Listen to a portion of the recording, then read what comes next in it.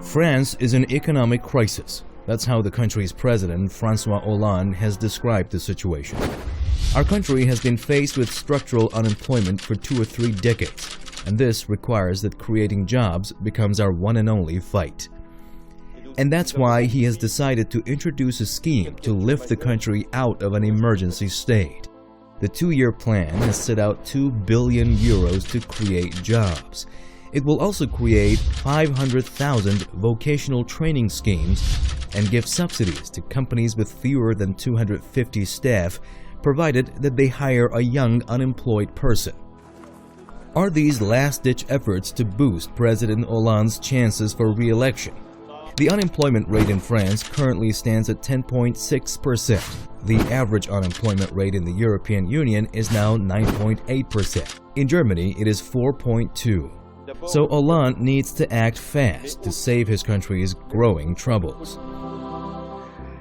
France, like all of Europe, has been under a regime of austerity measures since 2008 in the financial crisis that kicked off in Wall Street in New York.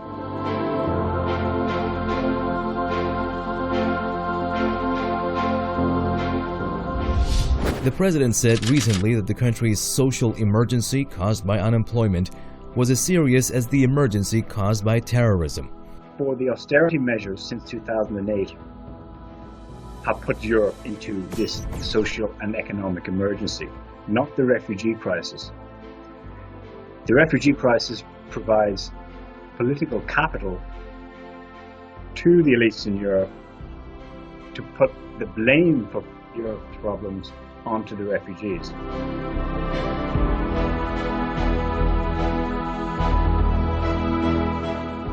Germany is Europe's economic powerhouse. Its strong economy grew robustly despite weak performance by other European countries. But things are not that rosy for Germany these days.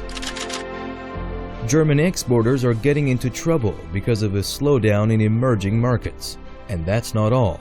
Consumer confidence has been falling since June last year, and that could slow the German economy. And let's not forget, Berlin's open-door refugee policy is costing the country billions of euros. Germany and France are 2 important economies in Europe, and a slowdown in those countries could cause a domino effect for the rest of the EU. What we're probably going to see in the next few months is a financial collapse and an intensification of the militarization that we've been seeing.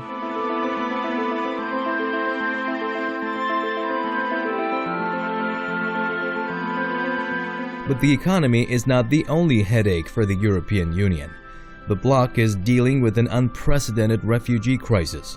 We said before that the migrant crisis is partly a consequence of the foreign wars of NATO, which the European Union is a part. A few days ago, Austria decided to step up border controls and limit the number of people who could claim asylum. The German economy minister, Sigmar Gabriel, has rejected the move, saying closing borders would lead to an economic catastrophe.